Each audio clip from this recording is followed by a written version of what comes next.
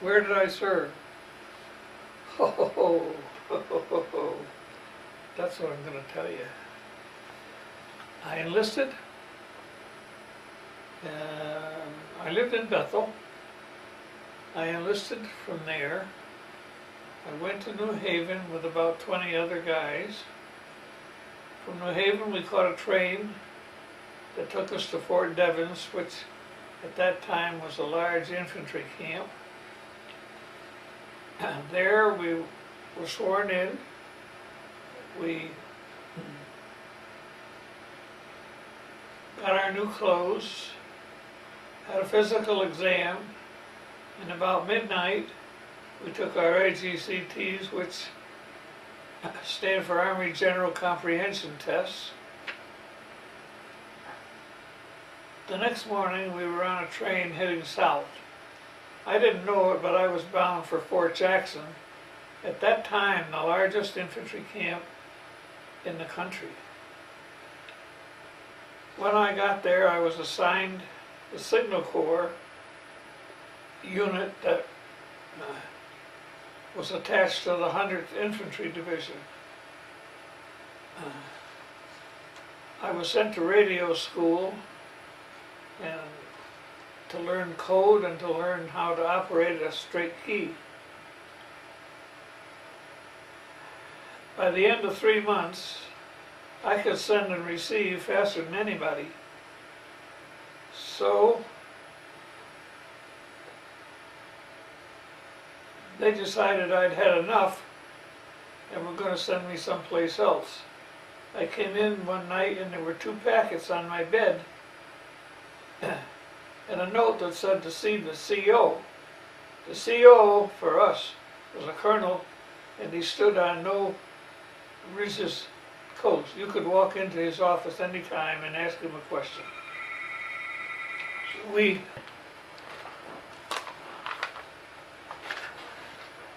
I came in one night from school and found 2 packets on my bed with a note saying, see the CO. So I took him down to the orderly room, knocked on his door and went in, and he looked at him and he said, you don't want this one. This one is for OCS and they're just looking for cannon fodder, and he threw it in the wastebasket. He said, you want this one? This is ASTP. I didn't know what that was, but he defined it. He said it's the Army Specialized Training Program. He said that's where they send all the people with brains. So he said, I'll cut your orders and you'll leave probably this weekend bound for Boston. You're going to go to BU. I went to BU and got a lot of math, a lot of chemistry, a lot of physics shoved at me. We went through 1 math book in 1 month. Finishing the program, they sent me to the Air Force at Greensboro, North Carolina. At that point, they were training us for flight duty. I stayed there until I finished their course, and then was shipped to Jefferson Barracks in Missouri. There I had nothing to do but wander around, and I did that for over a month. Because I was very good with a shotgun, they had me teaching would-be aerial gunners to shoot skeet. After about 6 weeks, I left there and was sent to Newport News, Virginia. I didn't know it at the time, but that was a POE. That was a port of embarkation. After several days, we were put on a Liberty ship and started out in the Atlantic. Now, a Liberty ship was a stripped-down troop ship. Some of the sleeping quarters had 5 bunks high. Some only had 3. I lucked out and got one with 3. It took us almost 3 weeks to cross the Atlantic because we crossed in convoy. It was necessary to do it this way in order not to get sunk. German U-boats were everywhere. The thing that kept us from safe were the Navy and their little DEs, destroyer escorts. They would pop around all through among the big ships looking for submarines. On each deck of the little devils they had big ash cans, and once in a while you'd see a DE with no ash cans and you knew he had dropped his load on a submarine. At the end of our travel across the Atlantic, the unit split up. We noticed that we were missing certain ships here and there, and pretty soon got down to just us and our ship. We landed at Oran, North Africa. Stop it. We came into Oran at night and anchored outside of the harbor. I found out later on that the French had scuttled a large part of their fleet at that harbor, and it was just barely below the surface, and so it was hazardous approaching it without a guide. The guide ship did come out and take us into port in pitch black. It was not safe to do it in the daytime. The Germans were still bombing and strafing the port. We were unloaded and put on weapons carriers converted to troop carriers and taken up to the top of the mountain, which I found out later was called Goat Hill. At the top of the mountain, the area was perfectly flat and all sand, and at the two of the edges were deep cliffs. I was assigned to a tent that held 8 people. There were 2 lieutenants and 6 of us.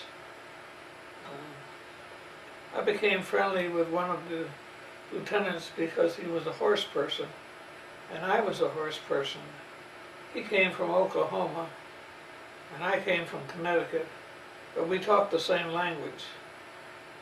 One night he said, "I got guard duty way out on the perimeter. Why don't you come out and sit and talk?" So I did.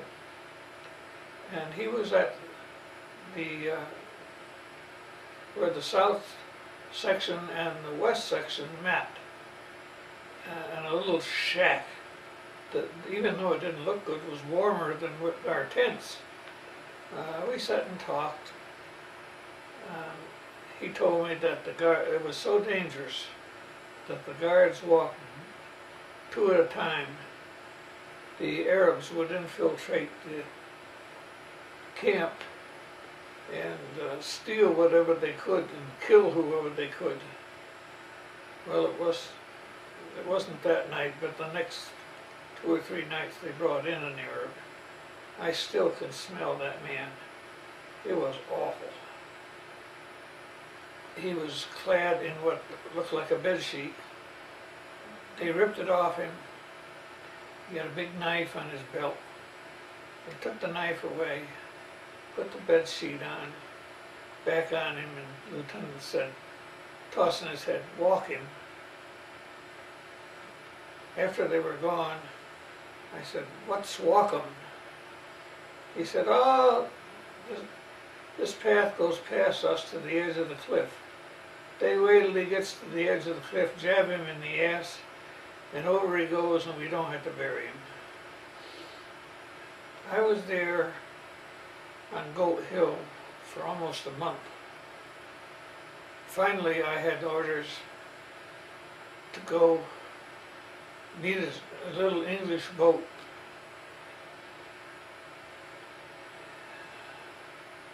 I had no idea what I was getting into. Again, a weapons carrier took me down to the harbor. I boarded this thing that had 8 for a crew and probably 30 of us on the ship.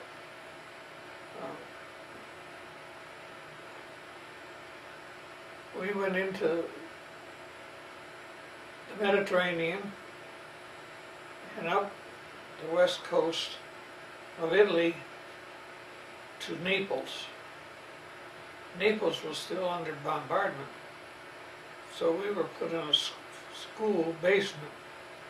I remember sleeping on the floor and how miserable it was, but it was safe. I was only there several days when I got orders to meet a convoy going south. My truck took me to the WWII Army Air Base, which was just outside of Toronto. And you were at Toronto. Pardon? You were at the Toronto? That's where and you could go now. I'm at Toronto. I'm not at Toronto. Oh yeah, okay. WWII Army Air Base? Yep. Okay. We arrived at WWII Army Air Base after a long morning's drive. It was right on the instep of the boot at Italy. I had no idea what I was going to do there. My qualifications really were only the fact that I could send and receive faster than anybody. They put me in the tower and said for now I would have tower duty. There were 4 or 5 Englishmen in the tower who did nothing but yak and drink tea and paid very little attention to the aircraft coming and going. I got disgusted with them, but I had to stay. I will say this for the English that were on the field. There were a squadron of fighter planes, Hurricanes, Bullfighters, Spitfires. I wouldn't even ride one of them. They were nothing but paper mache and wood, and they had no starter. When we would get an air attack, a pilot who might be a PFC or a corporal would come running out and jump in the plane. His mechanic would spin the prop and he was gone. There was no warm-up, no nothing. They didn't even have 50 caliber machine guns, they had 30. Anyway, I had great respect for those guys.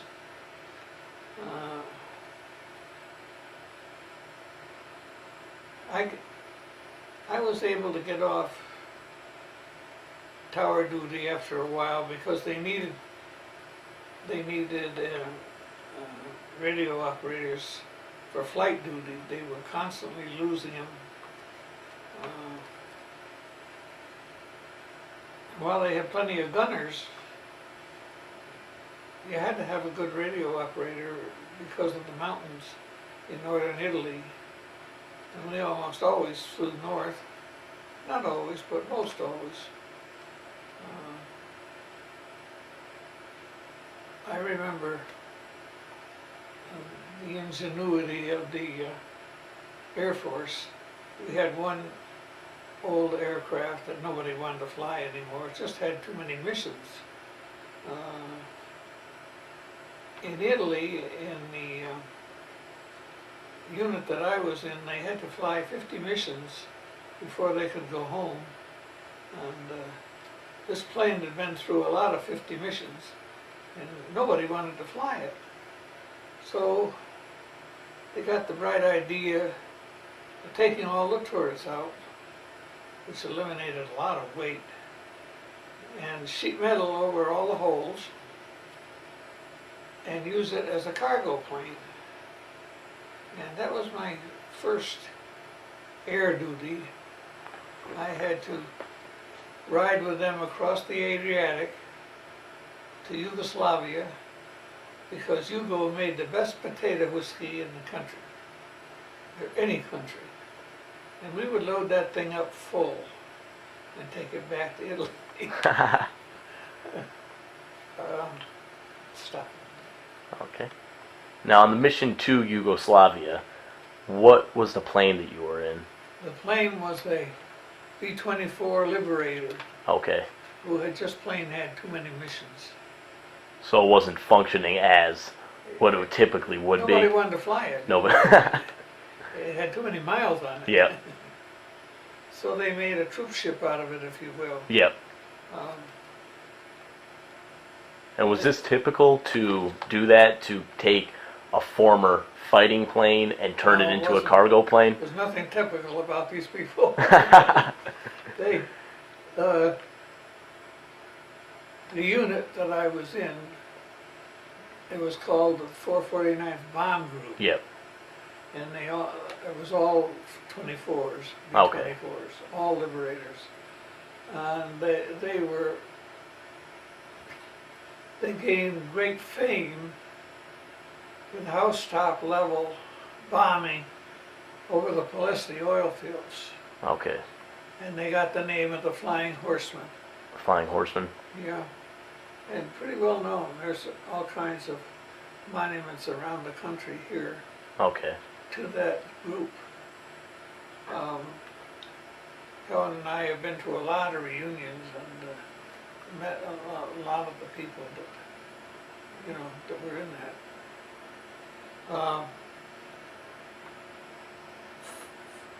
Flight duty consisted of whenever they needed a radio operator, I was it. Okay. Because I wasn't attached to a flight crew.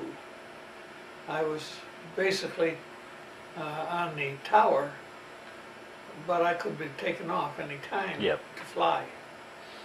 I made sure I got in enough flight time in order to get paid.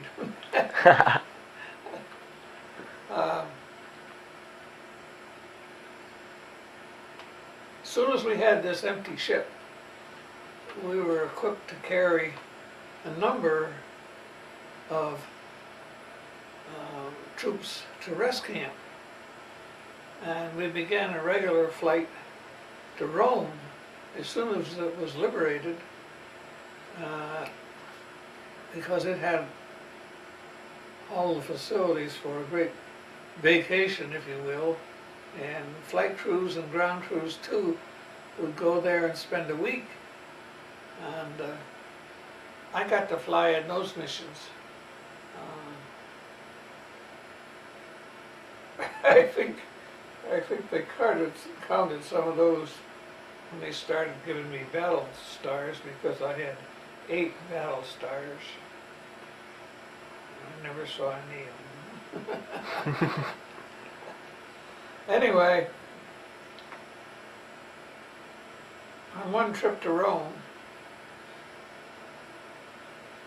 I was the radio operator, sitting up on the flight deck right behind the pilot, and there was no co-pilot. So when we got to Rome and was circling the city, the pilot says to me, "This is tricky because we can't use the regular airfield. We got to use that," I guess it was a soccer field over there, and it's got a high fence. So he said, "When I tell you, you push that lever and that'll drop the wheels.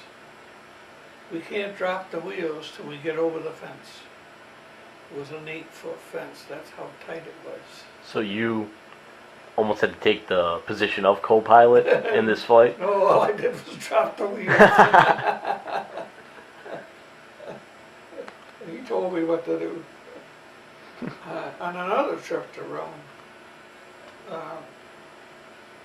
the pilot was an excellent pilot, but on the ground we called him Shaky, because he had to have a cigarette and a drink at the same time. But in the air, he was fantastic. Well, I was back in the waist talking to the guys, and some of them wanted to see Casino. The Battle of Monte Cassino was a very famous battle and was a total mess. I mean, the whole plain was just a devastation, and we had done it. I mean, we bombed the hell out of it, and the fighter planes were strafing it, and we left an awful mess. I told the pilot, they want to see Casino. Oh, we'll show up Casino. He goes down. We were in 10 feet off the ground. And we went up that valley, and I'm sitting there and I'm looking. There's the Abbey up there about 6,000 to 7,000 feet, and we got to get over it. And he's waiting and waiting and waiting. And I guess he knew the aircraft and knew it was light, because we made it up over the Abbey. But not before I was scared to death.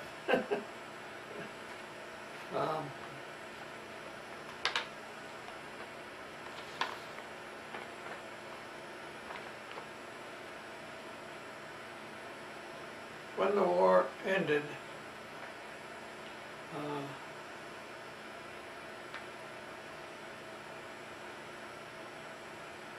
the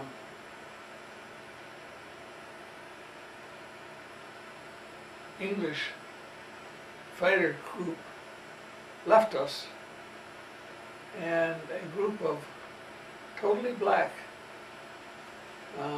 P-51s, which were the hottest fighter plane going at that point, came in and took over the field. And I can see them yet. They would come in, oh, no higher than I was, standing on the top of the aircraft, waving their scarves. They all wore these colorful scarves. And they were hotshot. They were really good. At the war's end, we crossed the Atlantic in 8 days on a luxury liner. I was home. The war ended on the 7th, 8th. Anyway, I was home, and I called Helen, and we were married June 4th.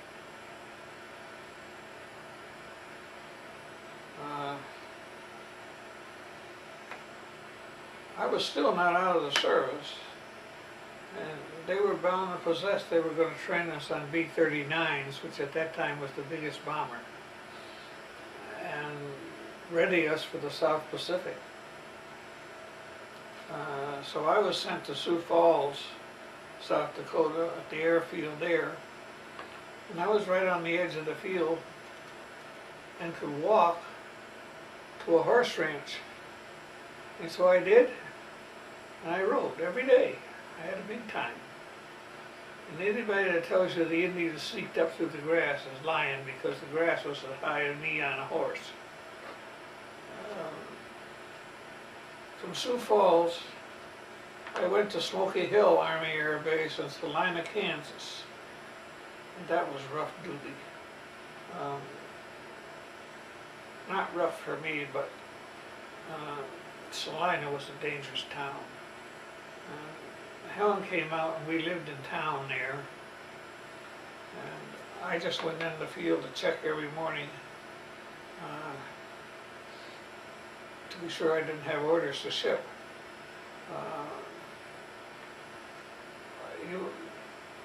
Many of you people that are hearing this who know the movie that was on TV called The Sheriff of Cochise, where he starts out by opening the door and there's a rifle in the boot. That was the case in Salina. And I talked with them and they said, well, the distances are too great. A pistol's no good.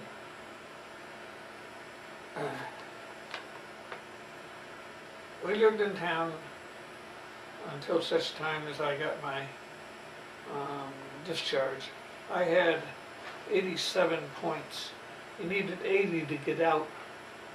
So I had more than enough. So they knew I wasn't going to go anywhere. And I think it was several months before I was discharged and came home. Okay. Now, when Pearl Harbor was attacked on December 7th, 1941, do you remember where you were at the time? Yeah, I was in college. You were in college. Now, what college did you go to again? UConn? I started out in UConn. And what were you studying there? Forestry. Forestry? It was a cow college at that point. Yep. They had just built one engineering building, and they were so proud of that.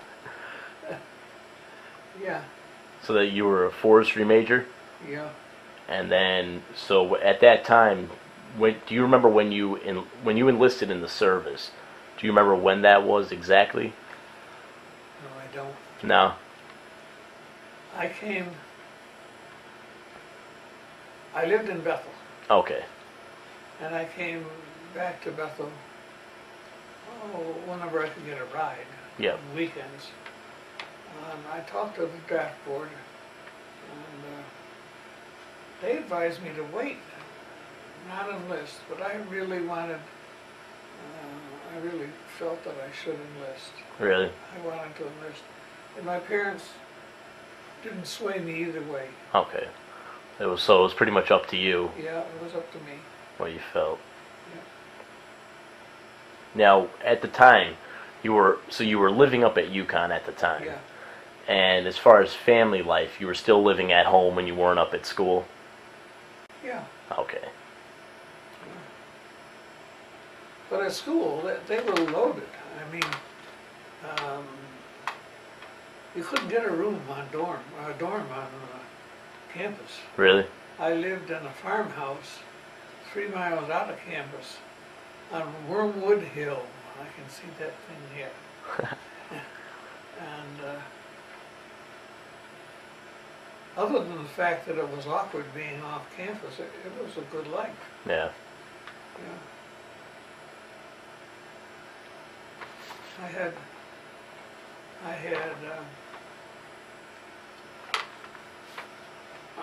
They had all kinds of affairs. The military ball being the big one in the fall, and they had football hop. Yep. Those were the two socials in the fall before Christmas. And I had a friend that I grew up with. She and I, we were not boyfriend and girlfriend, except that we were boys and girls. I mean, we skied together, we did everything together. And she came up on the weekend, and her father brought her up, and she stayed over the weekend at the farmhouse, and we went. Now, during your time in service, did you ever receive any medals or awards? I had 8 battle stars, presidential unit citations. Okay, I'll show you pictures of those. And the battle stars, those are for 4 battles. Okay, so every time you're in a battle, you get a battle star? Yep. Okay. Now, while you were over there, was it difficult to stay in touch with your family or friends back at home?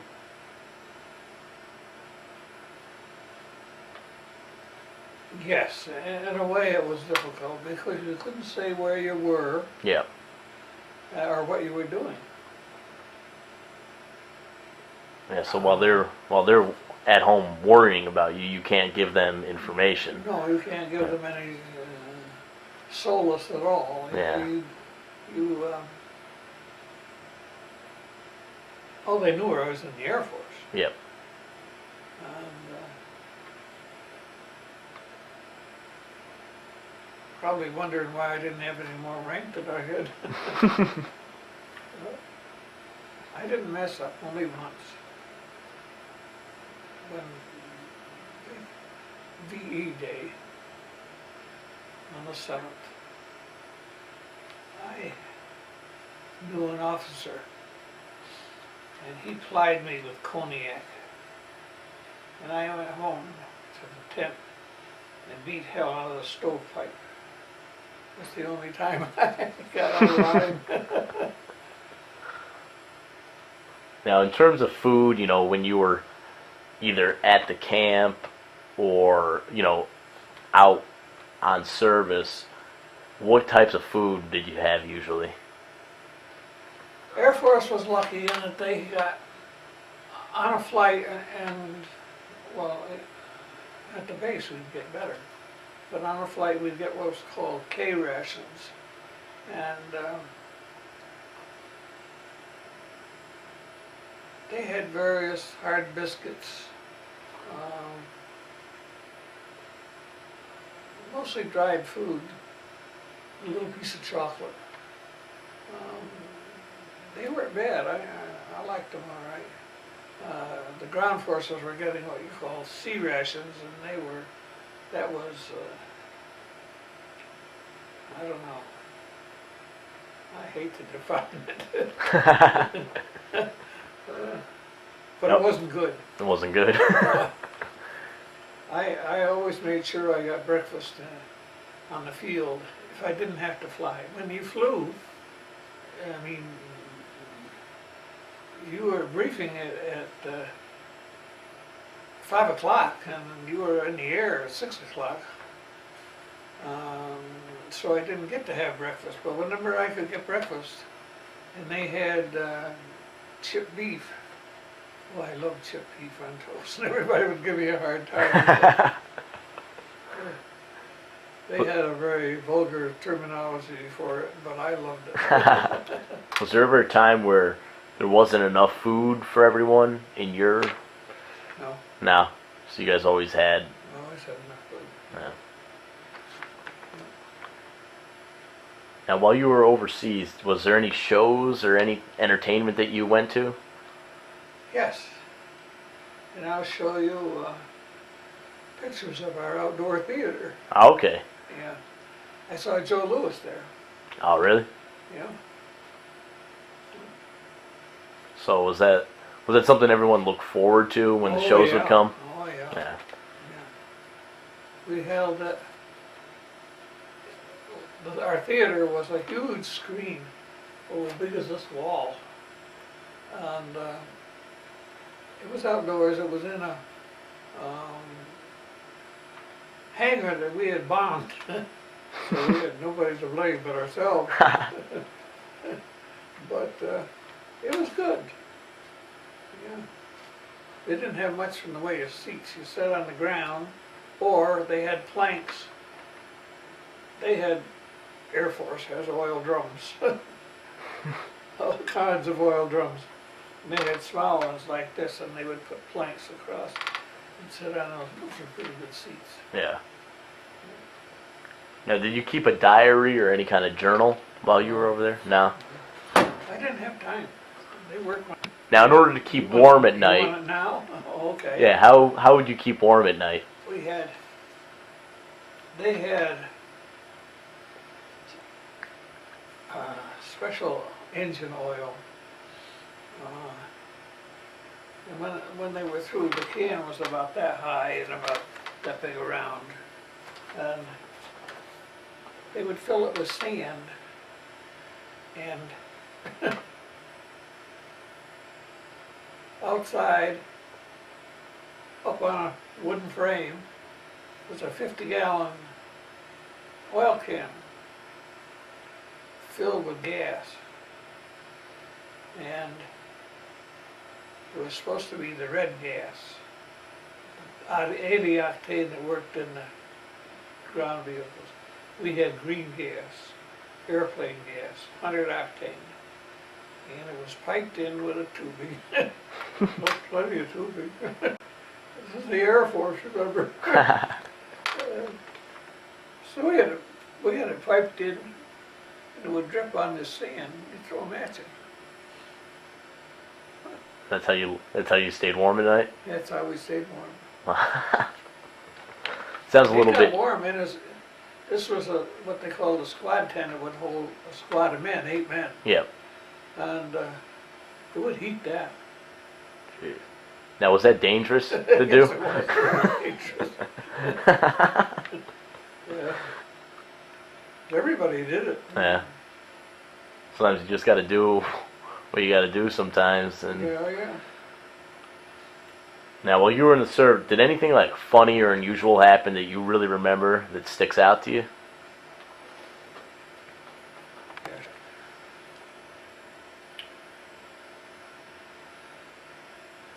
let's see, where can I start? He was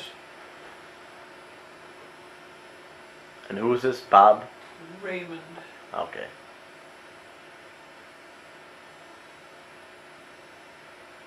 Where do I start with Bob Raymond?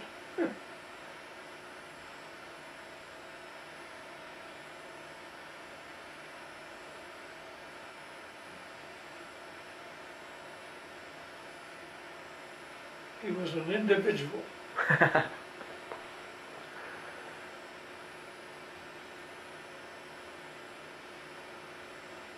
To give you an idea, he didn't live in a tent. He had the Italians build him a caliche rock hut. Now, a caliche rock hut is, caliche rock is soft, I call it sandstone, but it's shaped in the shape of building blocks. And he had a hut made out of that for him, just for him. And he had a big, heavy wooden door. He would open that door. He would sit inside there, and he'd have cans hanging out on a tree, shooting with a .45. And that's what you just did for fun? Yeah. If anybody walked around the corner, they'd get blown away. Anyway, we went to town one day. We were coming back, and we had to go under a railroad trestle bridge. And there were a couple of I-ties sitting there. And Raymond had on, we all had these nice flying suits. They were green, and they had pockets everywhere and zippers everywhere. They were deluxe cargo pants, if you will. They weren't loose and sloppy like that. They fitted and they looked nice. He had one of them on. The eye-tie boots. He wants them. So Raymond sold him for $25 and walked back to the base naked. So he was a character. Oh yeah. But he was the radar specialist, so you couldn't touch him. I mean, he knew about the radio compass. He knew about all the radar on the aircraft. I got a really nose. He had hatred of one of the officers, the ground officers. So he would arrange, at least once a month, shut down all the power in the officers' section. No lights, no nothing, no generators. And they knew it was him, but they couldn't prove it. It was clever. Now, what did you think of your fellow officers and soldiers? I had a good relationship with all of them. With all of them? Yeah. Particularly a major who, well, he saw to it that I got enough flight in to get flight pay every month. Things like that, you know. Okay. No, I had a good relationship and I had no problems. Because they had to have a radio operator with Yeah. the flu. I mean, doesn't matter what else they're missing, they gotta have a radio operator. So, I was treated well. Now, how many guys typically that you were with, how many of them had the same experience as you with the radio operation, or were you the only one? Well, I was the only one in that squadron, yeah. Okay. The plane was coming on, not a prop was turning. I knew everybody on it.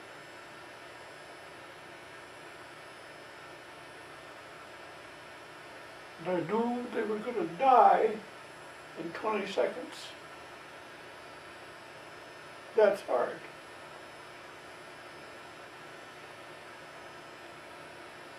So who was this man that you were just Well, I discussing? don't want to define him because some of his family may be around. Oh, okay. Okay. Now, was there anybody in the service that you met in the service that after the service you were still friends with and kept in contact with? Oh yeah, Bob Raymond. The guy that shot cans out his front door. So who were some other people? Who were some of your friends that you remember from your time in the service? Okay.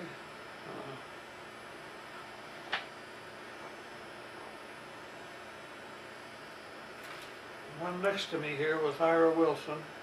He was from North Carolina, and he was a master mechanic as far as radio and communications equipment was concerned. He could fix anything, but because he was a mechanic in civilian life, he also could fix our putt-putts. Now a putt-putt was a small generator. I say small. It was small enough for 2 people to carry, and it was used to light different areas and used to run ground communications. And he was good at fixing that. The one next to him, Howard here, was a code specialist. I swear he could break any code.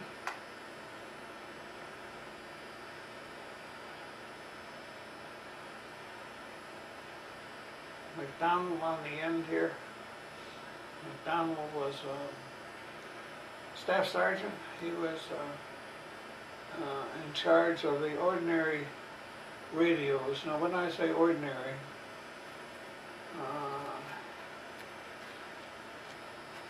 I mean the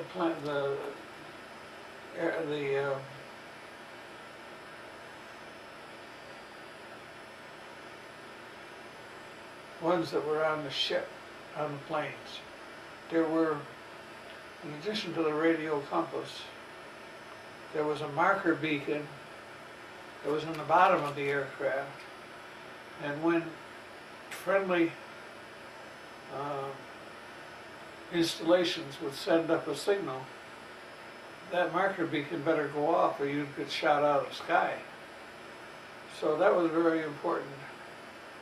He was in charge of that, and he was in charge of what we called, there were 2 other radios on the aircraft. There was one up overhead, which I usually got stuck to fix. It was a command set and was only operative very short distances. And it was designed that way because pilots wanted to talk to one another in formation, but they didn't want the messages to be carried into the enemy receivers. The one down here by the pilot's leg was called a VHF, a very high frequency set. And it was necessary in order to get, even though you're up 10, 15, 20,000 feet, it's hard to get a signal over the mountains of northern Italy. And so you needed this powerful set. It was a genius for its time because it was push button. And lots of times I would operate it when we were in the air to well, check it out. It had 4 bands, and you push one button and call another ship, and the guy would come on. They had their own. I was G. George. And they had, the guy I always called was P. Peter. And I would say, P. Peter, T. George, you read me. He'd say R5S5, which means radio is clear and signal strength is strong. And then I'd say go to B, and well, we'd go through the 4 channels before anybody could get on. And so we weren't caught.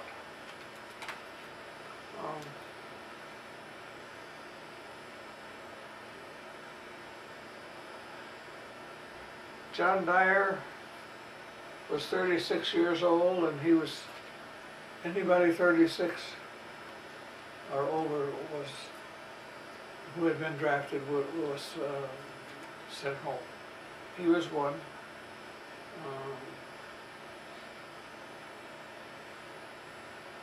O'Toole, John O'Toole was another one. He was sent home.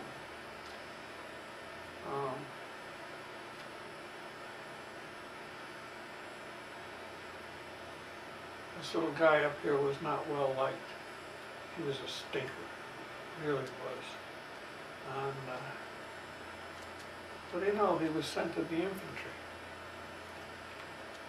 They needed men. That's all I can think about. Now, the day your service ended, do you recall that day? Pardon me? The day your service ended, do you recall that day? Yeah, that's the day I beat up the stovepipe. And then when you first arrived back in the United States, you discussed that you actually had to go back to some kind of training or camp?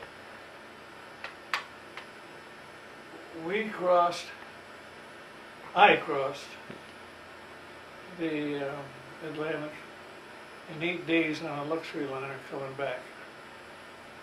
I was home 9 days after the war was over. Wow. And I called up Helen and we got married. That was pretty good. Seems so. And Been good for 65 years. Yeah. It's not bad. no, definitely good. Now, when you first returned, like, what were your days like when you first returned? When I first returned, I came into Westover Field in Massachusetts. About all I did was sign in and get my pass, as it were, and go home. And I was home until we were married, and there was no gas. I mean, I had a big old Oldsmobile that would slurp up a gallon going out the driveway. And, so we didn't go far on our honeymoon. But I had to report to Sioux Falls Army Air Base in South Dakota at the end of 30 days. I was not rested and I was not recuperating, but it was the end of 30 days. And all I had to do there was just, well, we'd go out to the line. The line means that's where the planes are parked. And get lessons on the radio equipment, I would. Because the B-39s were what was being used in the South Pacific. And supposedly we were training on them. We knew everything except that some of the sets were different. We just had to learn how to operate them. I rode horseback every day. As I said before, the grass out there was as high as me on a horse. The Indians didn't have to sneak. So, when I left Sioux Falls, I went to Salina, Kansas, Smoky Hill Army Air Base. That was the first time that I really didn't have to live on the base, and so I got an apartment in town, and Helen came out, and I just had to check in every day to be sure I didn't have any orders. She's reminding me that the air base there had a big sign over the mess tent. It wasn't a tent, it was a hall. It said, "Never have so many waited so long for so little." And they had, I forget who instituted the figure, but they had a cartoon figure throughout the European theater called Kilroy, and he had a big nose and big ears, and he was looking over a fence in all the drawings, and he was everywhere. He was in the trees, he was in the mess halls, he was inside the airplanes, he was everywhere. It was a part of the lighter side of life in the Air Force. Yep. That's it for. Now, did you work or go back to school upon returning? I went to work because I loved photography. Yep. And I did, even though I enlisted in the Signal Corps, I never got it because they discovered, believe it or not, they discover your ability with code by having you listen to music and asking you questions as you listen to the music. And that was done at Fort Devens. And they determined all that before I left Fort Devens. So I never got my photography. So when I got out of the service, I went to work for a man and got photography. I learned a lot from him, but I went back to school. I took crash courses at RIT and at Syracuse, and studied under really fine masters.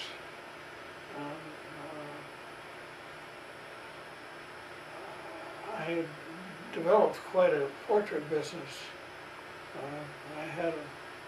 When my partner died,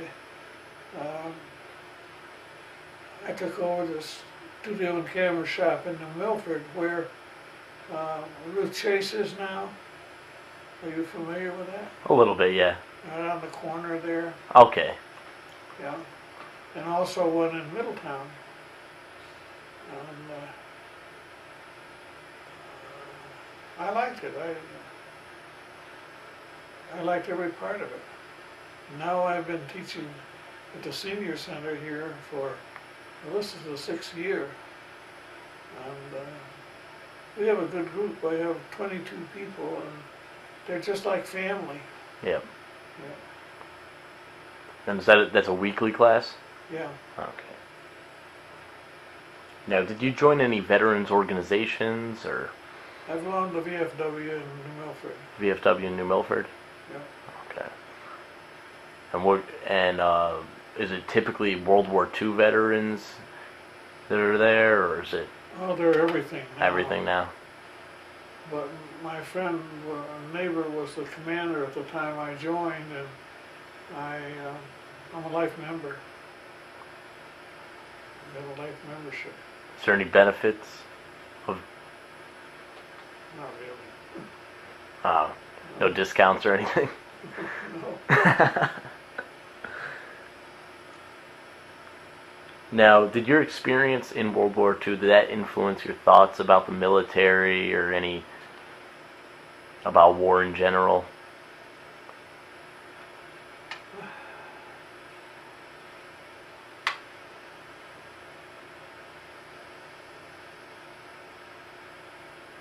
I learned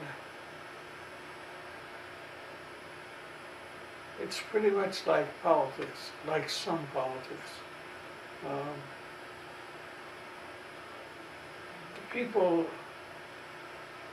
in command can pretty much get done what they want done. And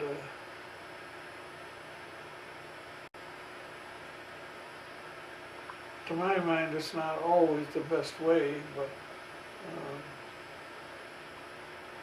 well, they said, for instance, this is the for instance, ASTP, the Army Specialized Training Program that I was in, they were supposed to be all the brains of the country. And they were sent back to school to save those brains. Well, the war got so that after a while they just continued the whole project and everybody went back into service. They sent me in the Air Force. Well, I don't know where they sent the other people.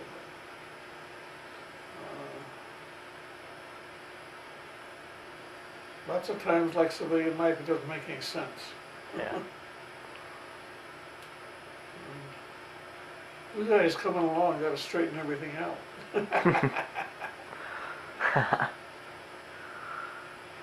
Now, did you have, now, you were discussing reunions earlier. You've been to some reunions. Did I what? Go to some reunions? Oh yeah, I went to a lot of reunions. And what were they primarily people that you were in service with directly, or were they just various different? Both. Both? This guy that put the clothes on a woman, I do him, and we spent a lot of valuable time with him and his wife. I was showing some of these pictures, and he comes along and says, I did that. Fantastic artist. Really? As I say, he worked for NORAD the rest of his life. Out in Colorado, he said he got out of the Air Force and went into a cave. There's NORAD operates out of the side of a mountain out there.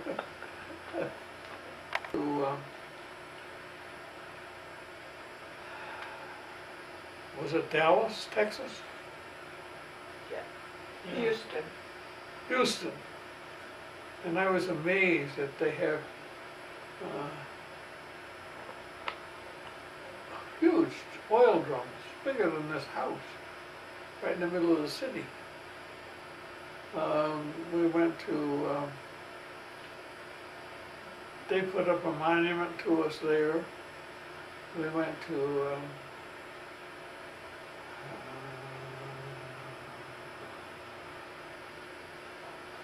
shut it off a second. I believe that was Wright-Patterson. A pilot flew in a stealth bomber. They're huge, and they don't even look like an airplane. There are sheets of metal going every which way. I guess it's metal, maybe it's plastic. But they're tremendous. I mean, he gets in and out of it with a ladder. And he got out and all grinned, came over and shook hands with us, and he said he didn't even have to change a light bulb. Everything was so perfect on the plane. Really? And he had just come in from the West Coast.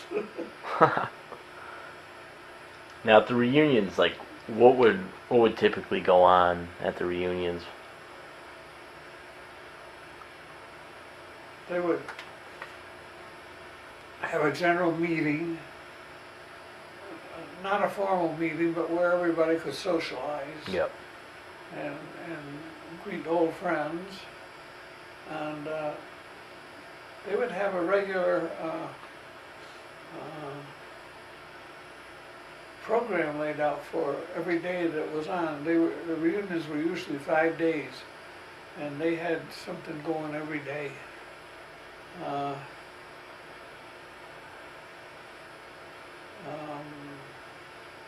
A general was always in charge, and still is, of the reunions. Although we did not go, I really couldn't go to the one in Washington, D.C. They had a big one there. But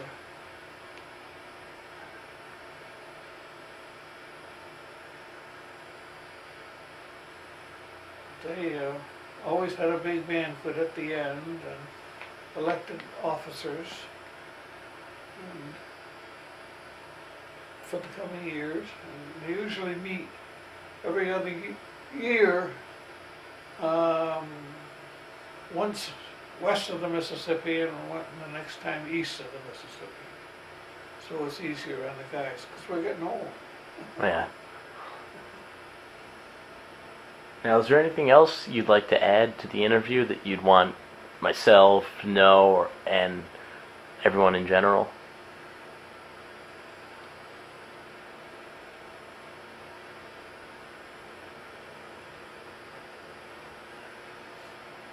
I think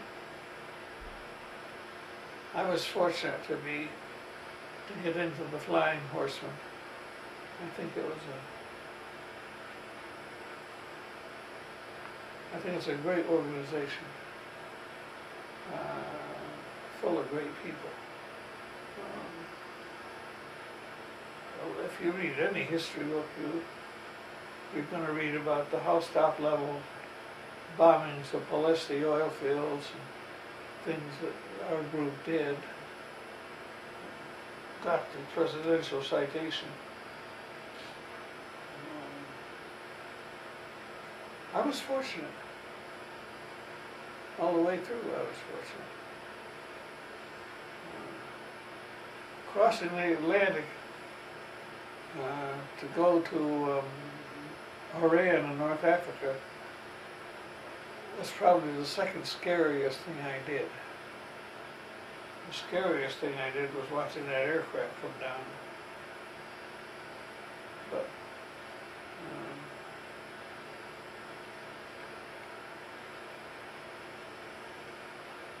the attitude of the people that flew was just great.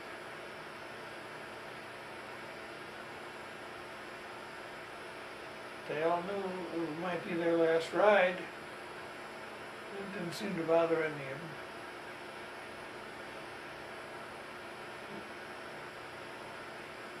I think from my hometown, one crew had a tail gunner that I knew casually.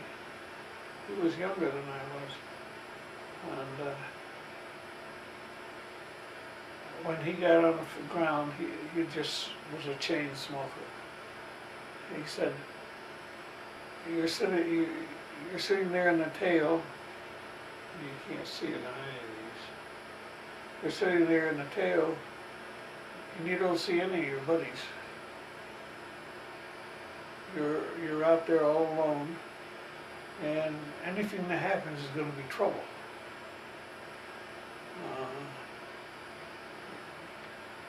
The guns only rotate just so far each way, and it's not that you can't get out, but getting in and out of that seat is very awkward. Yep.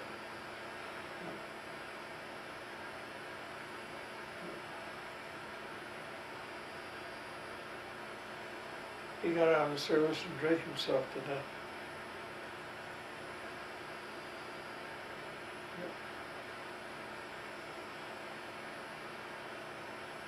But most of them didn't.